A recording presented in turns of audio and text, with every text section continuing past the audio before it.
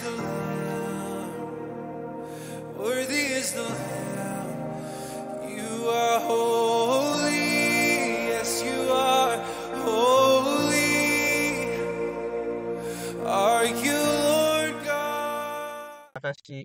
Oke, hari ini kita akan belajar tentang anugerah dan kehendak bebas ya. Kalau minggu lalu kita belajar tentang kehendak bebas, bagian pertamanya itu masih di dasarnya. Nah, kita akan mendalami lebih lagi minggu depan tentang kehendak bebas. Jadi kelas yang akan kita pelajari mungkin akan lebih dalam gitu ya. Jadi kalau itu kita bisa belajar bersama-sama. Kalau ada pertanyaan bisa ditanyakan juga. Nah, tentang anugerah dan kehendak bebas gitu ya. Nah, di banyak kesalahan gitu ya di dalam berteologi ya yang bisa menjadi sumber kekacauan. Ya, ada orang yang salah menghubungkan antara anugerah dengan kehendak bebas.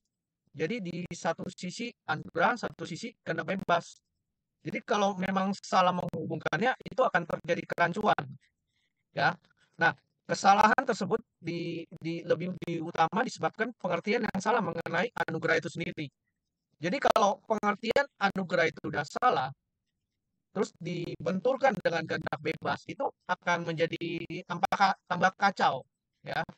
Jadi kita harus memandang anugerah itu adalah tindakan banyak orang gitu ya, memandang anugerah itu adalah tindakan sepihak Tuhan secara mutlak atau absolut dalam menentukan manusia yang dipilih untuk selamat gitu loh ya, tindakan Tuhan sepihak. Terus dan mereka itu menerima apa yang baik, bahkan diyakini mereka yang ditentukan untuk diberkati dan dikasih Allah tersebut tidak bisa menghindarkan diri dari pemberian anugerah itu. Jadi ini pandangan yang sangat sangat kuat dan telah mengakar ratusan tahun gitu. Dan mereka meyakini bahwa anugerah adalah tindakan sepihak Tuhan. Jadi nggak perlu respon daripada manusia. Nah, tindakan sepihak Tuhan untuk menentukan orang yang akan selamat dan orang yang ditentukan itu, jadi tidak bisa menghindarkan diri dari pilihan itu. Nah, dalam hal ini, pemberian kebaikan Tuhan tuh sepertinya dipaksakan di luar kemampuan manusia untuk menolak atau menerimanya. Jadi manusia itu tidak memiliki kemampuan untuk menolak atau menerimanya. Hal ini ditentukan untuk menerima saja. Nah, dengan pemahaman seperti ini, maka konsep kehendak bebas bisa menjadi rancu atau luntur sama sekali. Nggak jelas gitu loh. Mestinya kalau kita fair ya, tidak perlu dipersoalkan. Kalau percaya begitu, Allah menentukan orang untuk selamat dan orang tersebut tidak dapat menghindar. Orang itu tidak bisa dikatakan menerima karena memang dia tidak bisa menghindar gitu loh. Juga tidak bisa mengatakan menolak karena orang itu kan dipaksa untuk menerima.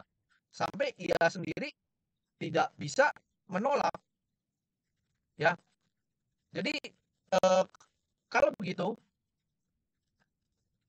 jangan bicara soal kehendak bebas manusia atau kehendak manusia, tapi ironinya pandangan ini tetap menempatkan manusia sebagai manusia itu harus bertanggung jawab atas perbuatannya. Ini adalah pikiran yang nggak sehat dan tidak konsisten. Sebab kalau Tuhan menentukan orang selamat dan orang itu tidak bisa menghindarkan diri dari pilihan tersebut, tidak bisa menolak anugerah deh. Berarti kita jangan bicara lagi soal kehendak bebas, gitu ya. Jangan bicara lagi tentang kehendak bebas. Oleh sebab itu kita harus tahu apa sih anugerah itu, ya. Apa sih anugerah itu? Anugerah ini anugerah ini adalah pasti berbicara mengenai keselamatan dan orientasinya mengenai keselamatan, ya. Dan keselamatan itu bukan hanya terhindar dari neraka dan diperkenankan masuk surga. Dan kita pernah belajar berapa waktu lalu keselamatan itu lebih mengacu kepada usaha Tuhan mengembalikan manusia kepada rancangannya yang semula. Yang waktu lalu kita bicara tentang Adam dan Hawa yang gagal di Taman Eden. Ya, gagal dan lewat salib penebusan Tuhan Yesus, ya, Tuhan mau mengembalikan kita semua orang-orang percaya kepada rancangannya yang semula. Jadi kalau seorang dalam proses dia di titik tertentu tuh akan naik terus, tidak akan turun, ya. Tapi kalau hidupnya masih sembarangan, ya, terus tidak ada buah buah roh, nah dia belum mengalami apa yang namanya keselamatan. Nah, kesempatan untuk menjadi anak Allah itu, kesempatan yang tidak boleh disia-siakan, ya. Orang dibenarkan bukan bukan karena, eee, perbuatan gitu loh, ya, tapi karena iman. Ya betul, maksudnya perbuatan di situ adalah perbuatan yang formatnya oleh Taurat ya, perbuatan yang formatnya oleh Taurat. Konteksnya kan kalau kita lihat Paulus dan orang-orang Yahudi pada waktu itu, formatnya adalah bahwa Tauratlah jalan satu-satunya orang bisa dibenarkan oleh Tuhan, karena mereka belum mengenal, penebusan lewat Tuhan Yesus. Jadi di luar Taurat itu liar jadi. Maka tidak heran ya kalau bangsa Yahudi memandang orang ya, bangsa selain mereka itu, orang lain itu adalah setengah manusia. Mereka merasa mereka umat pilihan dan memandang orang-orang lain itu liar gitu loh, setengah manusia. Nah, kalau kita lihat gitu ya, Abraham dibenarkan bukan karena perbuatan. Artinya tidak berdasarkan perbuatan, tidak menurut Taurat. Karena kan memang kalau kita baca di kitab Kejadian memang pada waktu itu Abraham tidak mengenal ada Taurat, ya. Kita bisa katakan Abraham ini liar. Kita tidak tahu apa yang dilakukan Abraham. Nah, kalau orang Yahudi kan semua diatur ya. Mereka punya makannya seperti apa yang boleh, apa yang tidak boleh, haram, halal, termasuk juga pakaiannya. Nah, tapi Paulus menulis di sini dia dibenarkan bukan karena perbuatan, tapi karena iman. Nah, imannya Abraham itu apa? Imannya Abraham itu adalah penurutan Abraham itu kepada kehendak Allah. Di mana Abraham keluar dari Ur Kasdim, ya. Terus Abraham mengganti namanya menjadi Abraham. Dan dia mau menyembelih anaknya Ishak. Terus dia tidak pernah mau lagi kembali ke tanah airnya itu ya.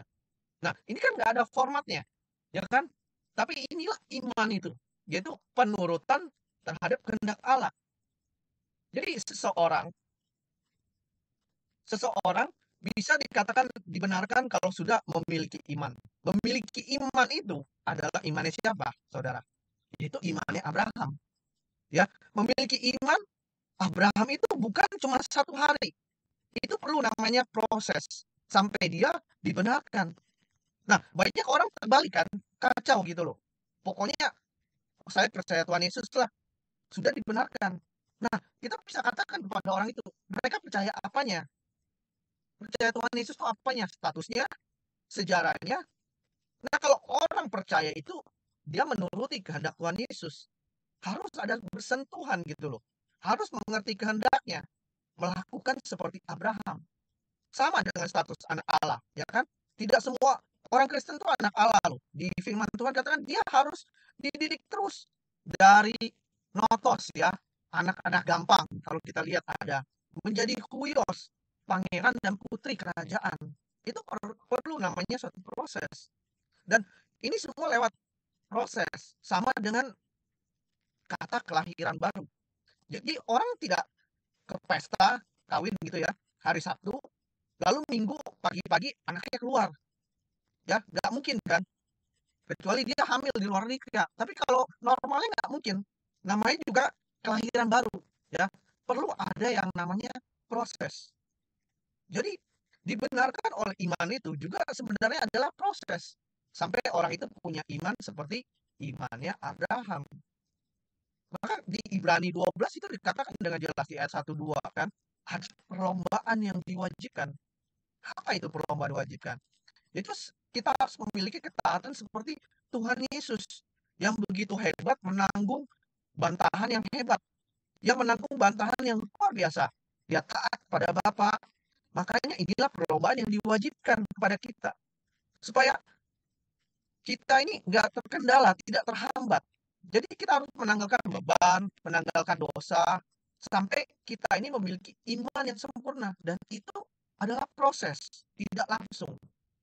Ya, tidak langsung. Nah, kalau kita berbicara tentang anugerah, kita bisa lihat ya, anugerah ini pasti berkaitan dengan keselamatan dalam Tuhan Yesus. Tadi slide sebelumnya kita baca. Yang pertama itu adalah pemberian yang bernilai dan dibutuhkan. Ya, kedua, pemberian yang diberikan dari pihak yang lebih tinggi derajatnya padahal yang lebih rendah derajatnya atau statusnya. Yang ketiga, anugerah berarti pemberian yang tidak memandang kelayakan si penerima pemberian itu. Nggak memandang dia ya. Dan anugerah itu adalah pemberian yang menjawab tuntas kebutuhan. Menjawab tuntas kebutuhan. Oleh karena itu, karena anugerah gitu ya, dipandang sebagai pemberian cuma-cuma, maka anugerah sering dipahami sebagai hadiah. Tapi penjelasannya bahwa anugerah adalah hadiah tuh harus benar. Memang hadiah, nggak perlu dibeli kan, nggak perlu bayar. Tapi memahami anugerah itu sebagai hadiah adalah panggilan kita untuk menghargai anugerah tersebut. Dan penghargaan terhadap hadiah tersebut itu adalah tanggung jawab yang harus dipenuhi, ya, tanggung jawab yang harus dipenuhi oleh penerima anugerah kita ya, penerima anugerah atau hadiah tersebut. Jadi ada satu tanggung jawab di mana kita yang menerima anugerah tersebut. Nah, kalau kita lihat keselamatan, hadiah itu adalah keselamatan dalam Tuhan Yesus, ya.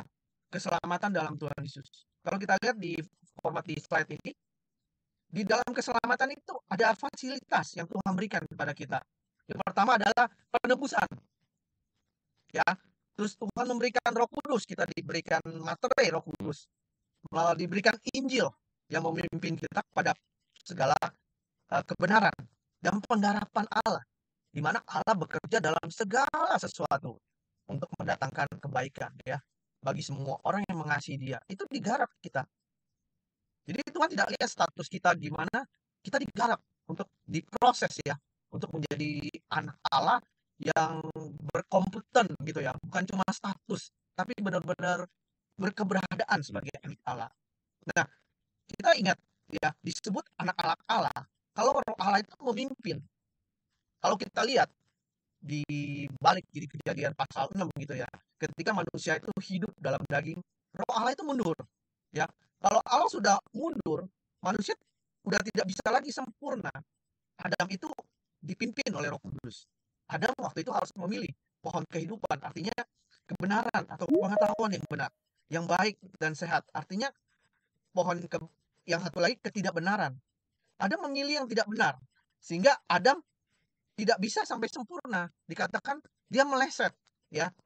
Dia meleset. Nah, Tuhan itu adil ternyata. Coba kalau kita lihat ya, anaknya Adam itu dipimpin nggak sama Roh Kudus? Ya, walaupun Roh Allah itu nggak memimpin Adam lagi, tapi Roh Kudus, Rohnya Allah masih mencoba memimpin anak-anak Adam sampai pada satu titik tertentu nggak bisa dipimpin lagi. Roh Allah itu mundur, artinya mati. Nggak punya kesempatan kita bisa mencapai kesempurnaan itu. Nah, oleh penebusan Yesus, ya, penebusan Yesus kembali, Roh Allah itu diberikan kepada kita. Dan itu tidak langsung jadi sempurna. Makanya kita harus belajar, berjuang ya, menanggalkan manusia lama kita dan mengenakan manusia baru. Kembali ada proses namanya keselamatan di sini. Yaitu usaha Tuhan mengembalikan kita semua ke rancangan semula. Dan untuk itu kita sebagai orang percaya harus bisa meresponi. Harus bisa meresponinya. Jadi fasilitas keselamatan itu yang tadi ya, penebusan. Penebusan membuat orang itu dihidupkan kembali loh. Dihidupkan kembali bukan berarti lalu otomatis hidup. Dengan fasilitas Roh Kudus, dengan adanya Injil, dengan adanya penggarapan, itu dimungkinkan ya kita kembali kepada rancangan semula itu. Jadi jangan dipahami bahwa manusia mati tidak bisa meresponi lagi. Maksudnya manusia itu meleset, nggak bisa meresponi lagi. Kalau begitu kehendak bebasnya nggak digunakan sama sekali. Adam tuh memilih loh antara sempurna atau meleset. Ya, Adam memilih meleset. Anak-anaknya pun diberikan kesempatan untuk memilih apa yang baik atau jahat. Seperti Kain. Masih beri kesempatan. Yang mau memilih apa yang baik atau jahat. Ternyata Kain memilih yang jahat. Jadi kita lihat manusia berdosa, meleset, tapi masih bisa melakukan satu kebaikan. Kita lihat ya, seperti Ayub, Henok, ya kan? Itu bisa, Henok itu bisa diangkat Tuhan hidup-hidup loh. Bisa menjadi orang baik. Mereka bisa menjadi baik, tapi tidak bisa menjadi apa yang namanya sempurna. Nah, lewat salib Tuhan Yesus, itu bisa membawa kita orang percaya kemungkinan untuk menjadi sempurna, tetapi tidak langsung jadi sempurna ya. Jadi orang percaya itu bisa pilih mau sempurna atau cuma baik toh, atau bahkan bisa jahat. Jadi kita lihat di dalam anugerah keselamatan terdapat fasilitas untuk selamat, ya, untuk selamat. Tapi setelah menjumpai anugerah, seseorang harus merespons secara benar. Fasilitas keselamatan itu tadi saya katakan, ada penebusan ya, ada Roh Kudus. Sorry, ada Roh Kudus, ada Injil, ada pengharapan Tuhan melalui segala peristiwa. Jadi diperlukan satu namanya respon atau tanggapan kita terhadap anugerah itu. Yaitu apakah kita bersikap menghargai anugerah tersebut atau tidak. Nah, itu tergantung kehendak bebasnya kita, kehendak bebasnya orang percaya, kehendak bebasnya masing-masing individu. Jadi, ada kemungkinan orang menolak keselamatan dan itu benar. Ya, kalau misalnya orang tidak mengaku orang Kristen tapi tidak membaca Alkitab, itu namanya menolak. Ya. Orang Kristen tapi tidak tekun berdoa, itu namanya menolak. Waktu dia menghadapi berbagai masalah, bukannya belajar dari masalah itu untuk bertumbuh dewasa, tapi dia malah bersungut-sungut. Itu namanya menolak. Jadi menolak itu bukan seperti kita ngomong, mereka ngomong, aku nggak terima Tuhan Yesus. Bukan. Ya, biar kita, orang-orang percaya itu, terima Tuhan Yesus dengan mulut. Tapi kalau misalnya seseorang itu tidak mau digarap, itu artinya menolak. Ya, kalau seseorang itu tidak bersedia digarap oleh Tuhan, tidak bersedia untuk bertumbuh, tidak bersedia berjuang untuk mencapai yang Tuhan bilang kesempurnaan, itu berarti menolak. Dalam hal ini jelas sekali katakan bahwa dengan kehendak bebasnya seseorang bisa menolak keselamatan. Walau kepadanya itu sudah ditawarkan keselamatan. Menolak keselamatan itu artinya nggak bersedia diproses kembali kepada rancangan semula. Ya, nggak bersedia. Nah, Tuhan Yesus udah memikul kan semua dosa manusia supaya manusia itu terhindar dari hukuman dosa. Nah, itu adalah anugerah pemberian cuma-cuma. Tapi pemberian cuma-cuma justru menempatkan kita pada pergumulan berat. Kita harus sempurna seperti Bapa. Ya, kita harus sempurna seperti Bapa. Nah, dengan adanya anugerah ini, kita harus memilih. Ya, bukan setelah punya anugerah otomatis kita selamat. Kita harus belajar lagi. Selamat itu apa lagi? Ya, selamat itu apa lagi? Nah, untuk sempurna itu membutuhkan yang namanya perjuangan.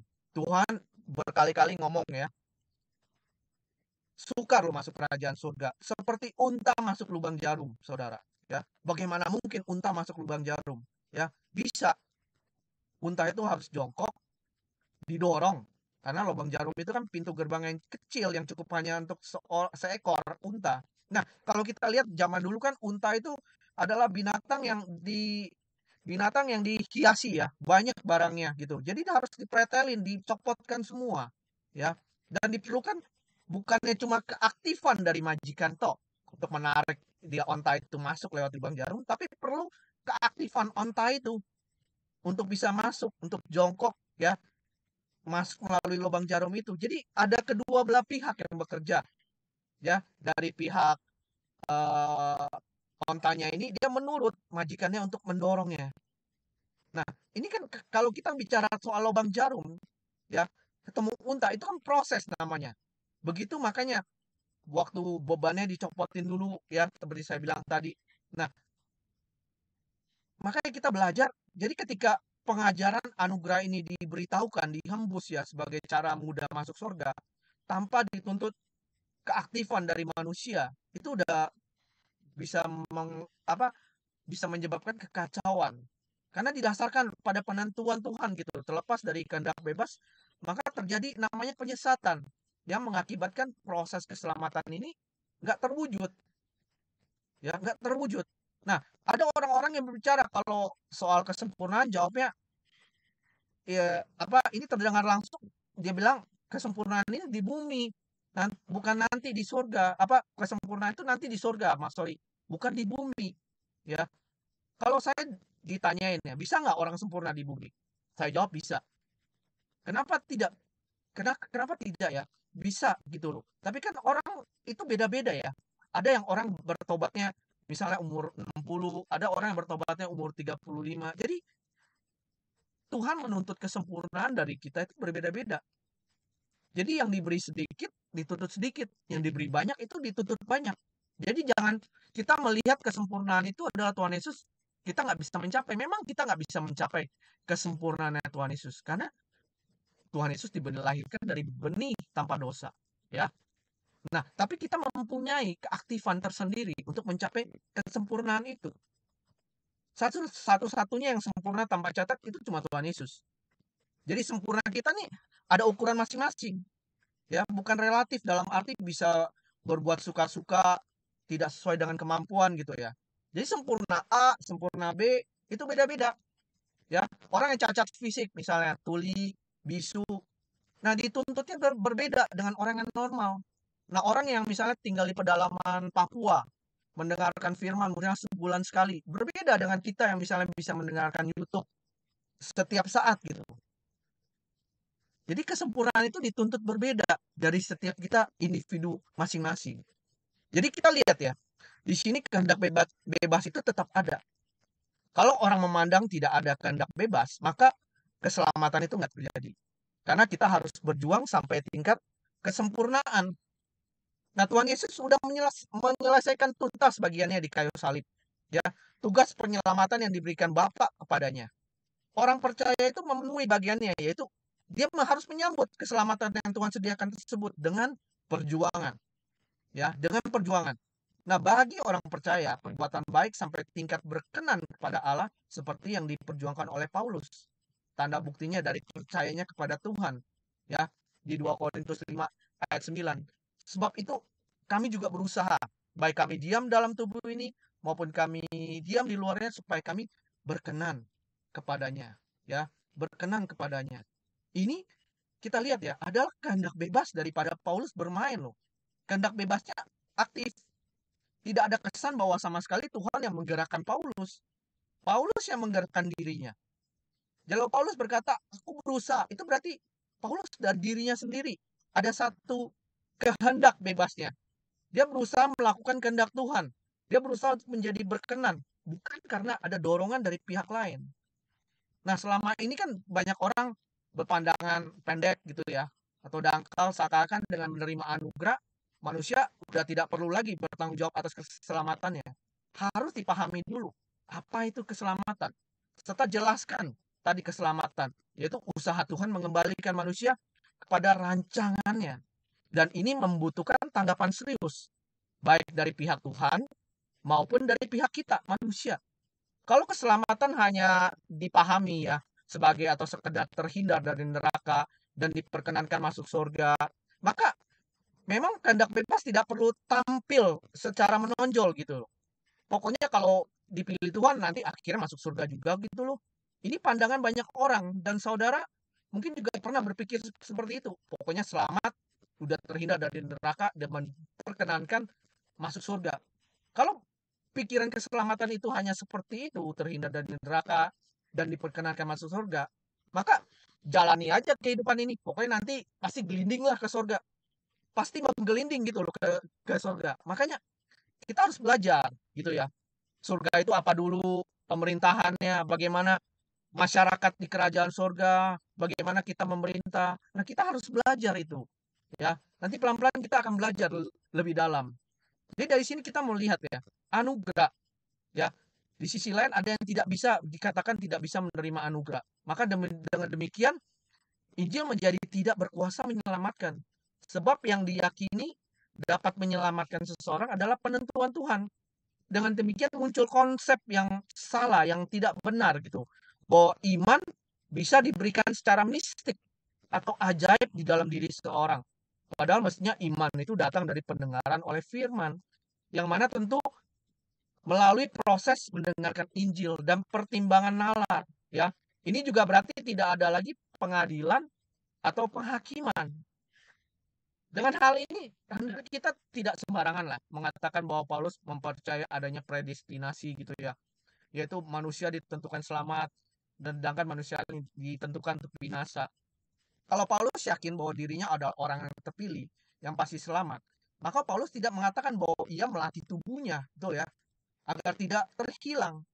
Lagi pula Paulus tidak mengatakan bahwa karena dirinya sudah terpilih, maka dirinya memiliki ketekunan. Ketekunan itu harus berangkat dari dirinya sendiri. Yaitu ketika dia sadar bahwa Tuhan memberi kehendak bebas kepada manusia. Paulus berusaha agar dirinya didapati berkenan, gitu loh. Ya. Nah, ini yang fakta yang tidak bisa dibantah dalam kehidupan kita ini.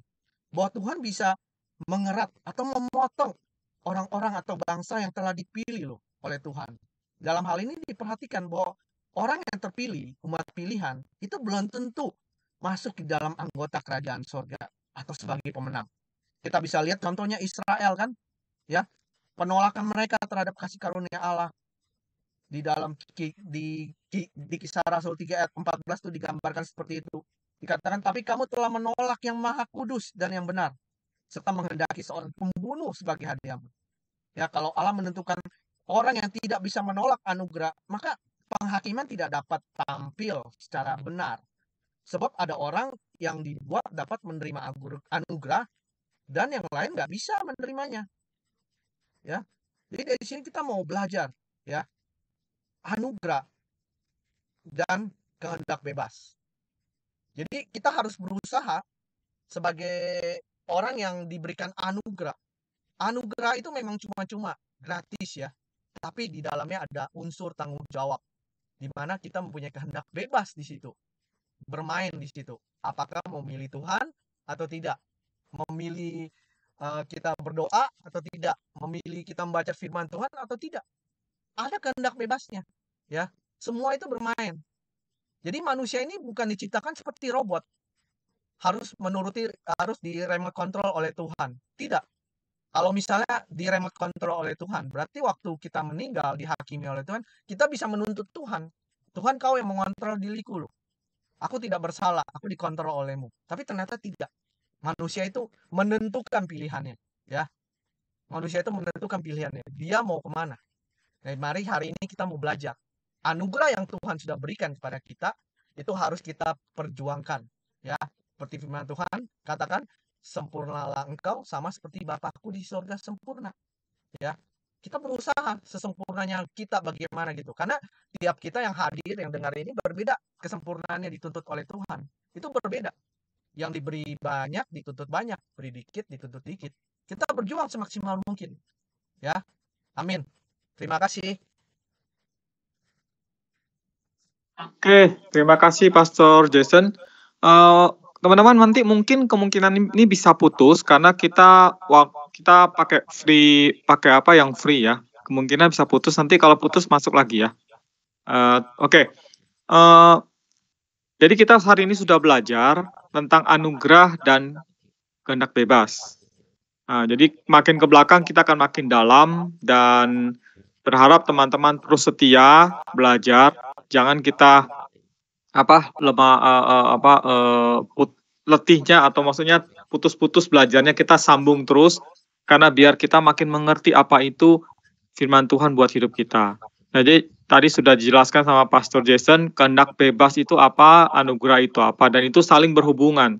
Jadi mungkin dulu kita pernah dengar kalau kita sudah terima Yesus pasti selamat, sudahlah, pasti selamat. Nah, itu omongan yang seperti itu harus ada tanggung jawabnya, harus dijelaskan gitu loh. Dan hari ini Pastor Jason sudah jelaskan. Orang yang sudah terima Yesus dengan iman diberi kesempatan untuk masuk dalam kerajaan surga. Tapi harus diperjuangkan, karena untuk masuk ke dalam itu tidak mudah, harus ada perjuangan. Nah, terus kemudian juga dan kehendak bebas kita bekerja untuk memilih melakukannya atau tidak, itu tanggung jawab kita dalam Tuhan. Dan ngomong soal Israel, saya tambahkan hari ini baru peraturan baru Israel keluar bahwa siapa yang menyatakan Injil Yesus akan dihukum penjara 1,5 tahun. Jadi saudara, bangsa Israel sudah dengan jelas menolak Injil Kristus. Jadi seperti tadi Pastor Jason katakan, orang pilihan, bangsa pilihan pun akan Tuhan potong. Jadi akan digantikan dengan kita-kita ini sebagai keturunan Abraham tidak secara jasmani yang menjadi orang pilihan Tuhan. Gitu. Jadi harus jelas ya, anugerah diberikan kepada orang yang mau menerimanya dengan melakukan tanggung jawabnya sebagai anak Tuhan. Oke, saya memberikan waktu untuk teman-teman yang ingin bertanya. Silakan, yang ada yang nggak ngerti atau yang mau ditanyakan lebih jelas lagi, silakan.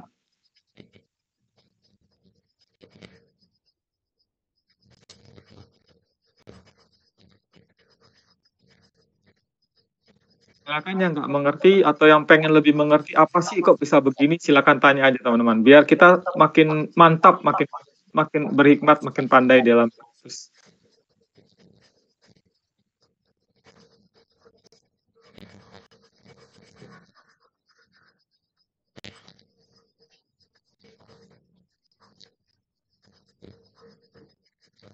Halo, masih bersama dengan kami?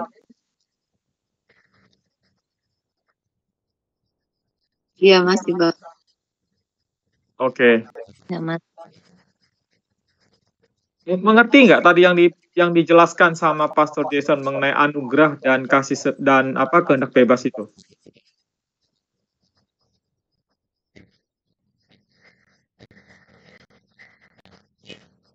Masih bingung-bingung gitu. Ya, kalau bingung silakan tanya. Ya, kalau nggak mengerti nggak apa-apa, nanti kita akan upload di YouTube juga ya, yang pelajaran lalu karena belum selesai di update diedit. Nanti kita akan sekalian post di YouTube biar kalian bisa mendengar lagi ya. Tuh, thank you. Ya, sekarang ditanyakan juga nggak apa-apa karena waktunya masih ada kita.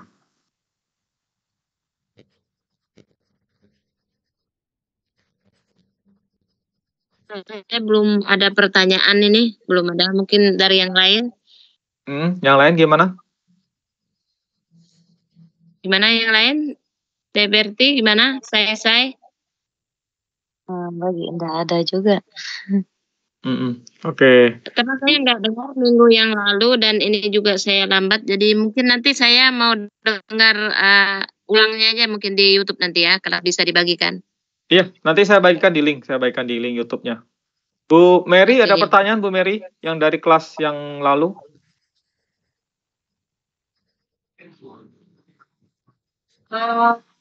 Ini materi keberapa ya? Ini agak beda Bu materinya Bu. Agak beda materinya dengan yang sebelumnya. Oh, agak beda kan? Iya, kami lebih... Ini pas masa-masa COVID. Kenapa Bu? Dulu saya pelajari ini pas masa-masa COVID itu. Oh, oke. Tahun yang lalu. Tentang kehendak bebas. Ya, agak beda. Materinya kami materi sendiri dari yang kami sama dengan Pastor Jason. Jadi tidak dengan yang child leadership apa itu loh. Iya. Jadi yang saya pelajari dulu kan Pak begini. Kehendak bebas dengan anugerah itu bahwa keselamatan itu adalah mutlak anugerah dari Tuhan. Dan manusia.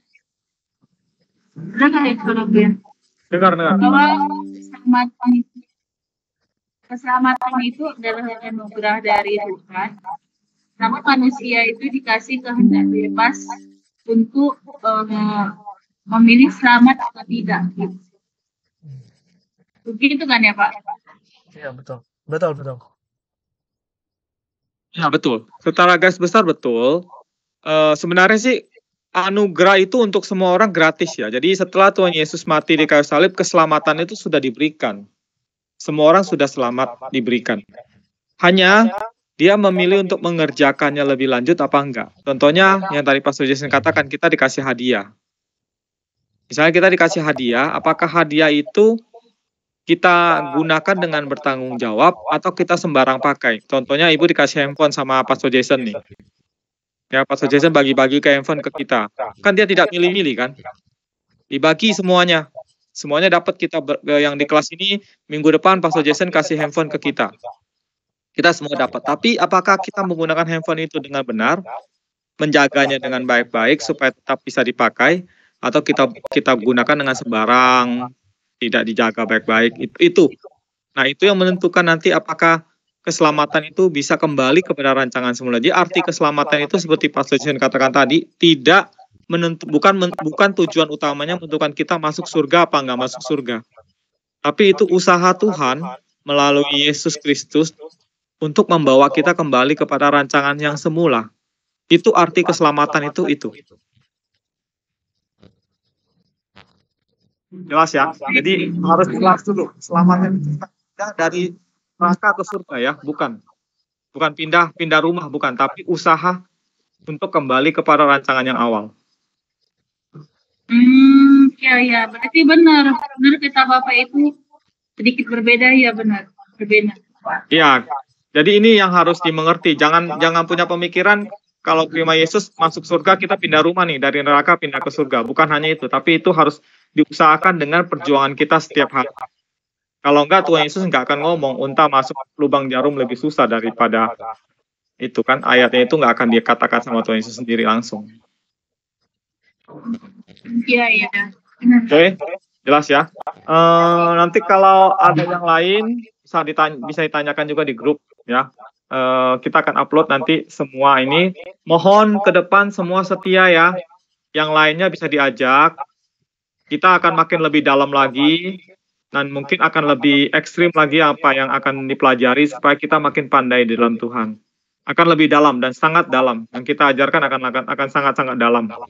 Supaya kita makin pandai, kita tidak ditipu-tipu sama iblis, tidak dibohongin sama pengajaran-pengajaran yang banyak di luar yang tidak bertanggung jawab. Maksudnya yang ngambang-ngambang itu, yang ya mengatakan kita pasti masuk surga, kita sudah diselamatkan. Itu selamat itu apa? Tadi Pastor Jason katakan. Apa itu keselamatan? Surga itu seperti apa? Itu nanti ada penjelasannya. Kita akan makin dalam itu. Kita akan makin dalam ke sana. Jadi setia ya teman-teman, kita terus belajar. Kami sudah luangkan waktu buat teman-teman, jadi kita harus mulai bertanggung jawab untuk kita meluangkan waktu sama-sama, kita belajar sama-sama. Oke. Kalau memang sudah tidak ada, hari ini Pastor Jason di kota Kaohsiung ya, di kota lain, besok ada pelayanan. Saya minta Bu Berti bisa bantu berdoa untuk kita menutup kelas kita hari ini dan mendoakan Pastor Jason pelayanan besok di dua kebaktian, di dua ibadah. Baik, kita berdoa. Tuhan Yesus, terima kasih atas waktu yang Kau berikan pada malam hari ini. Kami telah belajar bersama ya Tuhan, yang telah kami pada malam hari ini Tuhan, boleh jadi rahmat bagi kami, boleh penerapan kami Tuhan. Apa yang mendengarkan saja Tuhan belum begitu memahami bahkan belum bisa mengerti sebenarnya Tuhan, tetapi kami mohon kiranya terus semua itu ke depan fokus kami lebih dalam memahami akan firman kebenaran-Mu yang terus ditaburkan hamba-Mu. Berkati kami sudah hadir pada malam baik. Hamba-Mu yang meneburkan firman. Kami Pastor Jason dalam kaitannya ya Tuhan teristimewa besok akan melakukan yang kedua ya Tuhan yang merapi hamba-Mu ini Tuhan boleh melakukan pelayanan ini seturut dengan kasih anugerah-Mu saja ya Bapa. Berkati juga keluarganya ya Tuhan, istri dan anak-anak Tuhan. Demikian juga ya Tuhan kami berdoa buat Bapak Pastor Daud ya Tuhan yang sudah setia melayani kami, membimbing kami itu lewat kelas ini.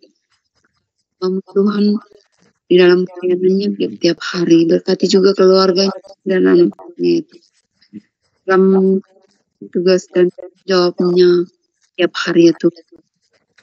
juga Ibu Mary yang hadir pada malam ini Tuhan sebagai senior kami yang terlalu dari kelas sebelumnya Tuhan. Tapi hamba-Mu ini Tuhan agar dapat juga membimbing kami mengikuti kelas-kelas yang akan datang. Terima kasih Tuhan Yesus, malam telah menyelubungi hidup kami Tuhan. Kami akan mempersiapkan tubuh kami Tuhan, bahkan ada yang melanjutkan kegiatannya Tuhan, berkati kami semua Tuhan, agar besok pagi kami boleh bangunkan tubuh yang penuh keberkatan, kami boleh melanjutkan tugas tanggung jawab masing-masing kami Tuhan. Ini kami Tuhan Yesus, ampunkan salah dan dosa kami Tuhan. Dalam nama-Mu ya Yesus kami berdoa. Haleluya. Amin. Amin. Amin. Amin. Terima kasih semuanya. Bu